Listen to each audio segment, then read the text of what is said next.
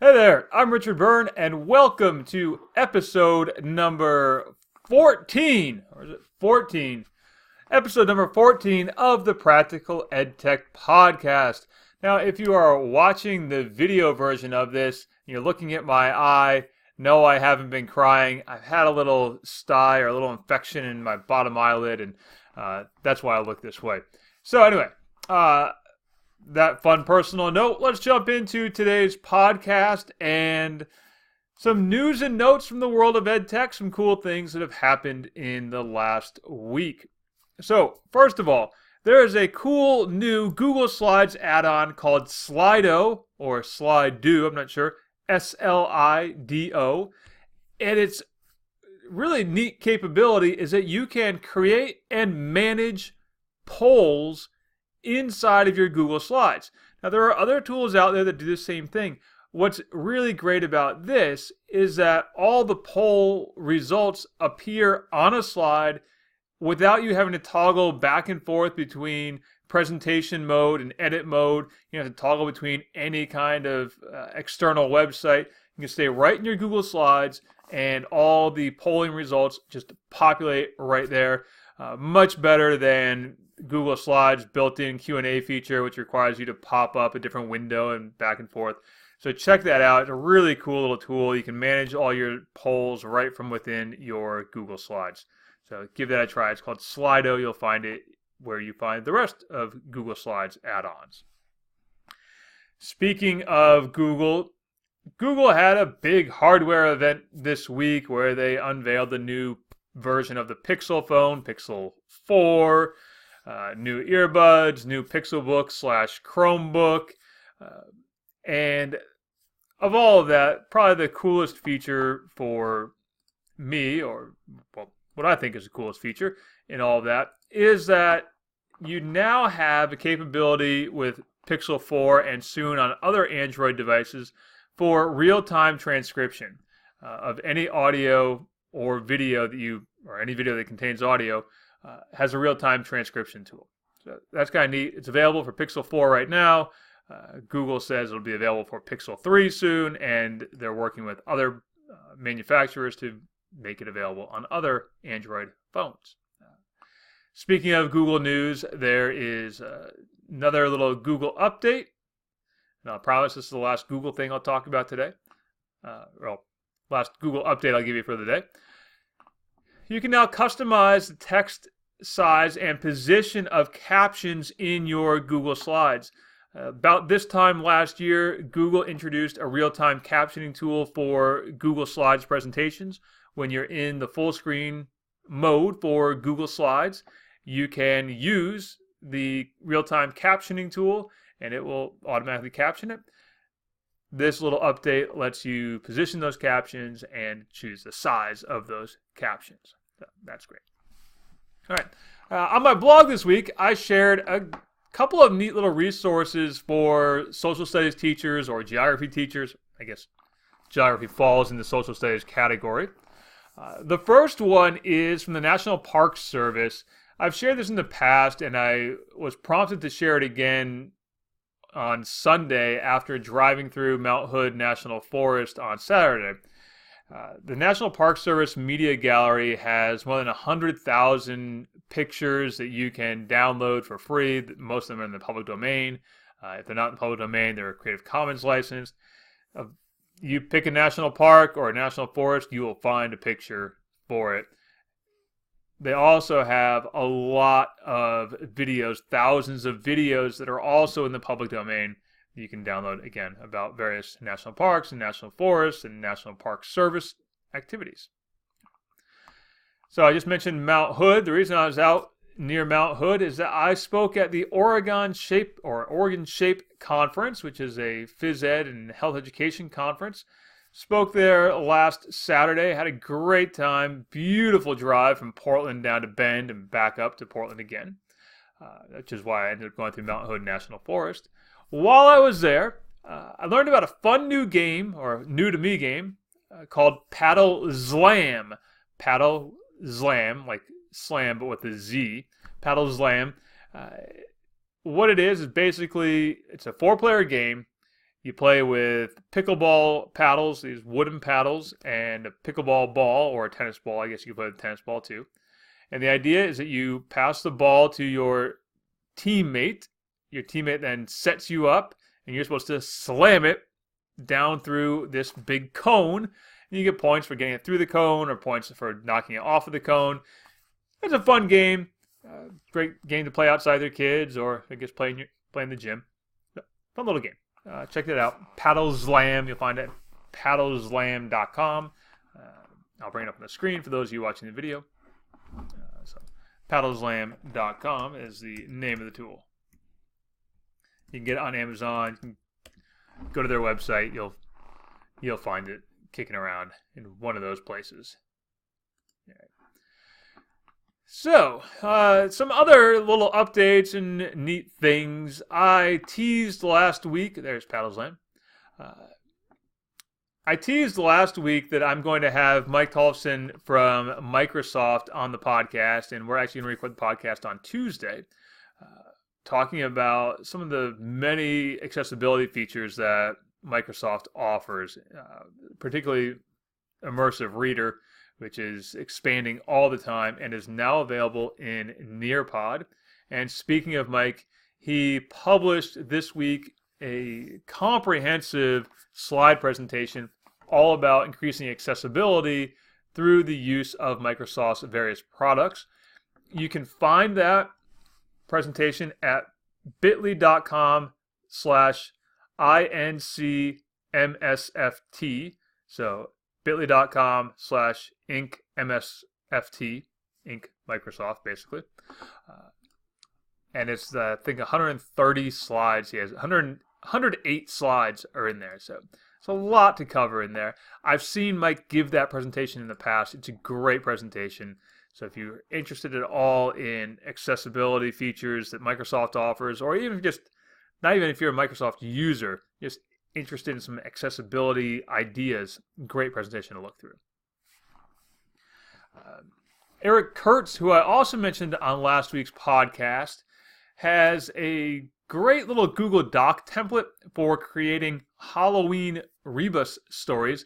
Basically, stories that combine text and emojis, or text and little drawings, okay, for creating Halloween stories. He has a great Google Docs template all about that. You'll find it at controlaltachieve.com. That's his blog, controlaltachieve.com.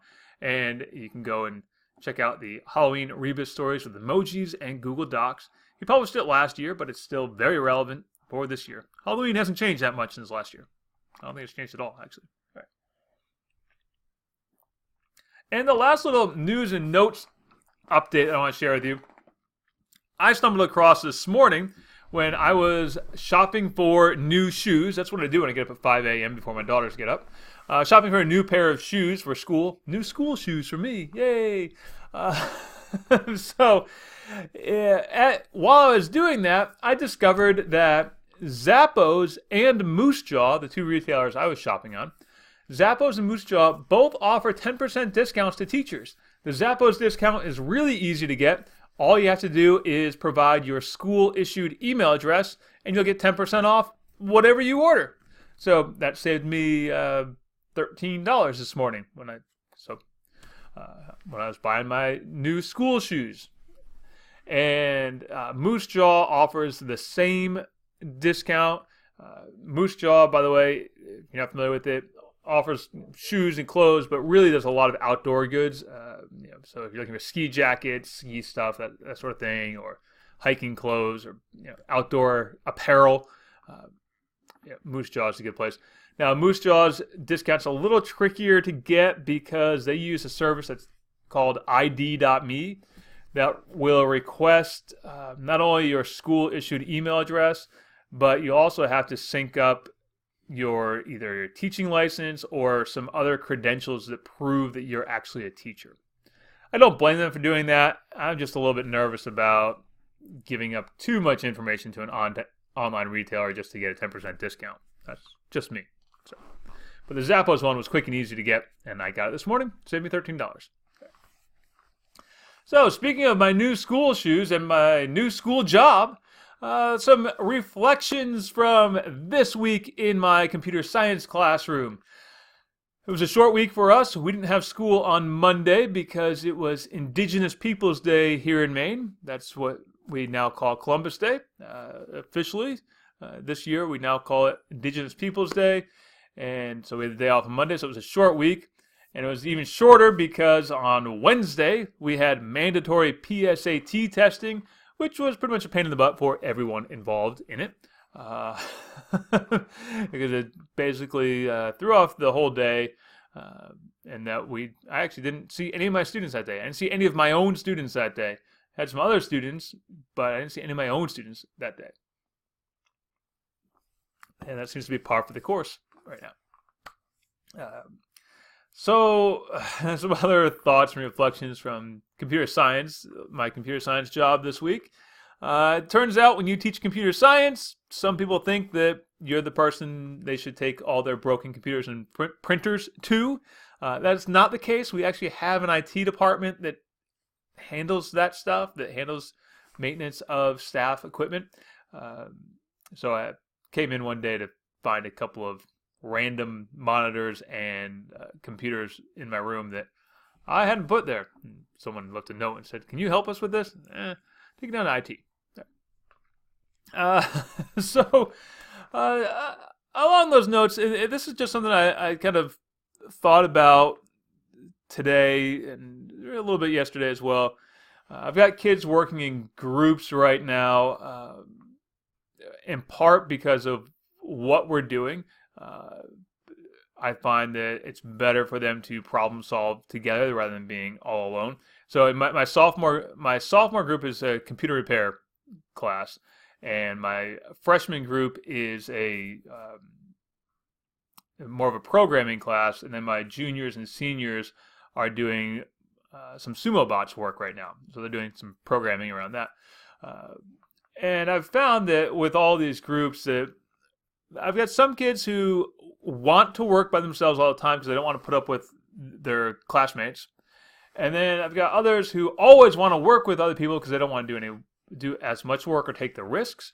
So I'm finding that and this is not unique to computer science. This was true with social studies when I taught that as well. Some kids just need a push to be in the group, and others need to be broken off from the group at times. Speaking of groups, my third year students are progressing very quickly. They're very, very knowledgeable. And I've decided it's time to sit down with them and kind of create a group goal for all of them. Now, I only have 3 in my third year class, so it's a little bit easier to sit down and come up with a big group goal for the rest of the semester. But that's what I'm doing. And last but not least, kind of a fun little side note. I discovered this afternoon, and I tweeted this out just maybe an hour ago, that I've officially entered the dad rock phase of my life. I played Smashing Pumpkins. My sophomores were working on some computer repair. They were reassembling some computers. And I just put on a playlist that I had on my phone, which included Smashing Pumpkins today. And a couple of my kids said, "My dad listens to this." And I asked, "How old's your dad?" And a couple of the two that answered told me that their dads are younger than me. So, yeah. So there's that. All right. Now, let's get into questions from readers, listeners, and viewers like you. The first one came from Roberta, who wrote, "Dear Richard, I hope this email finds you well. I wanted to ask what app you would suggest instead of Cardboard on Android to take 360-degree photos for virtual reality. Thanks and best regards, Roberta." So the tool that I use for this on Android is Google's Street View app. Now this is different than the Google Maps app. This is a Google Street View app for Android. Includes a capability for capturing 360 photographs. It will stitch together all, point you in the right direction of where to take pictures, and it will stitch them all together automatically for you. On my YouTube channel, I have a video about how to do that. In fact, I'll bring that up right now. For those of you who are watching the recording of this, watching the video recording of this, I should say. I'll bring that up on how to make a 360 video. And for those of you who are listening to the podcast, I'll put the link in the show notes, and you can go back and find it when you want. And we'll bring that right up there.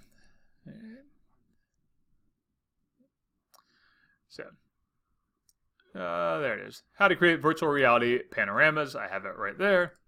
And you can find that right on my YouTube channel on how to use your phone to make virtual reality imagery, capture virtual reality imagery. All right. Another question that came in. Hey again, Richard. This is from Eli, or Ellie, sorry. Hi again, Richard. I have a question for you. Is there an easy way to use Cast for Education that will allow a teacher to cast his/her screen to students? It seems that I only see Cast demonstrated as student casting to teacher. Could a teacher cast to a class of students that have been set up in classroom, or would she have to enter each student's email address to share? I hope this makes sense. Yeah, so you would. You'd have to enter in students' email addresses. You could try using a mailing list. I haven't personally tried using a mailing list for this. I'm not sure if it would work or not. I don't think it would, because you're really trying to cast from one screen to another. You're not broadcasting, if you will. So I don't think it would work with a mailing list. But again, I haven't tried it either. But I don't think it would work with a mailing list because it's designed to be a one-to-one casting, not a broadcast, but a one-to-one casting. Okay, I've got a question here from Mark, who wrote, "Hi, big fan. I love to bike too. I have a question about reading PDFs aloud, basically text-to-speech. I'm looking for the easiest way for my students. Thank you, Mark." So I had two options for Mark that I wrote back with. First option was to open the PDF using Microsoft Edge and to use the immersive reader tool that's built into Microsoft Edge. And that's probably my first way to go about it. The other option, is to use Announceify. Announceify is a tool that I've used many times in the past. My only complaint about Announceify is that Announceify isn't intelligent enough to distinguish what should be read aloud and what shouldn't be read aloud. For example, Announceify will read things like if there's a copyright notice on the bottom of it, it'll read that aloud. Stuff that's not necessarily inherently important part of the document, it'll read everything. If there's a piece of text on the page, it's going to read it. Immersive Reader is a little bit more intelligent than that, in that it doesn't read that sort of thing. All right. A question that came from James, who wrote, "Hey Richard, now that you're podcasting, I have a question for you about that. What are you using to produce a podcast? I know you're using Anchor for hosting, but what about the rest of it? Cheers, James." So yes, I'm using Anchor to do all the hosting and all the distribution, which is great. And I would recommend, if you're trying to create a podcast of your own or a podcast for your classroom, I would recommend Anchor for distribution as well, because it saves you the step of having to deal with creating the RSS feed and then distributing the RSS feed to all the various platforms that you might want to put your podcast on. Saves a lot of work that way. It's probably not the most professional way to do it, but it's easy. It's so easy. Now, as for the rest of it, what am I doing? If you're watching the video of this, that's what I'm doing. All I'm doing is recording a video of myself talking and answering these questions, and as you can see, I'm sharing the Google Doc while I do it. Record the video, and then I take the video file and I'm putting it into GarageBand. And in GarageBand, I'm then stripping out the video so I just have an audio file.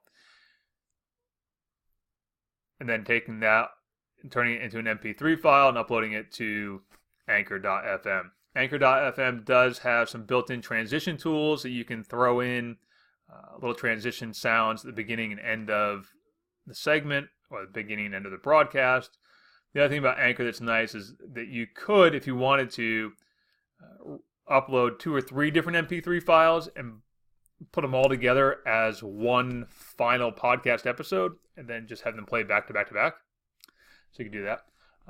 But yeah, that's all I'm doing. I'm just recording this video and then dumping it into GarageBand. In GarageBand, just go to the File menu and select Movie, import the movie, and then use the Option key while dragging the movie from one track line to another, and that will strip out the audio.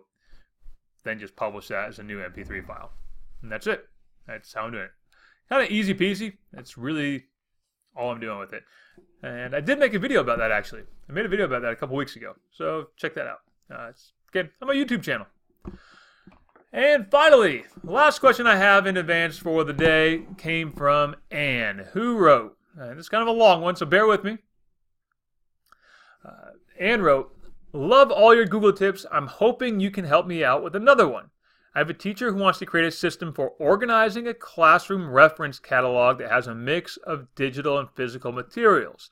I told her that could be done with Google Sites or Weebly, but she wants to include a component for students to check out the physical materials so that she can keep track of them. I've looked at a few online cataloging systems, but they all seem to be geared toward large libraries, not individual users. Do you have anything that I can suggest to her? Thanks, Anne." So, if I'm understanding Anne correctly, she wants to be able to put like a list of the books that are in the classroom library, like the classroom bookshelves, along with other physical reference, along with digital reference things. So like a mix of links and a mix of here's a book that's available in our classroom, that sort of thing. For the checkout system, if you're I'm guessing from your note about Google Sites, if you're a Google school, a G Suite for Education school, I would use a Google form and the add-on called Check It Out. There's an add-on called Check It Out that will allow the teacher to create a list of all the items that students can check out, and it will also then automatically populate a component for students to check the items back in after they've checked them out. So it's a Google form. When a student wants to borrow, let's say, a copy of Hatchet from the classroom or whatever book, pick your book, wants to borrow a copy, they go to the Google form that's in that website. They can say, from that list of items available, I'm checking out Hatchet. That item will then automatically be removed from the list of items that can be checked out and will be added to the list of items that can be checked in. When the student returns the book, he or she goes back to that Google form and clicks return, and that item will then go back up into the list of things that can be checked out again. Now, the flaw with that system is that a student could lie and check something back in that they haven't actually returned. So you're going to want to, put your students on their honor, or actually physically verify when they go to do the check-in. That's kind of the flaw with that system. The upside is that there is a timestamp in it. Because it's a Google form, it's automatically timestamped of when the student has checked it out and when it's been checked back in, and it will all appear in a Google spreadsheet. So, to wrap up today's episode, speaking of Google, yesterday, Thursday afternoon, I did a webinar all about Google Earth and Google Maps and how you can use them in your classroom besides just social studies activities. If you missed the webinar, it's available now on demand at practicaledtech.com/on-demand-PD, or just go to practicaledtech.com and click on the on-demand PD. You'll see all the on-demand PD options there. And after that webinar yesterday, I got an idea about how to structure the webinars a little bit differently in the future based on some feedback that I got. And I think it's going to be really exciting. So look for that in the near future. So that's that. Thanks for listening. This coming week, I'm sitting down again with Mike Tollefson from Microsoft to talk about Immersive Reader and a whole bunch of other accessibility things. I think it's going to be a fun, exciting podcast. I've talked with Mike many times over the last couple of years It's always an enjoyable conversation, and I think you're going to enjoy it too. So, see you online sometime soon. As always, if you have a question for me, just send me an email. Richard@burn.media is my email address. And have a great weekend.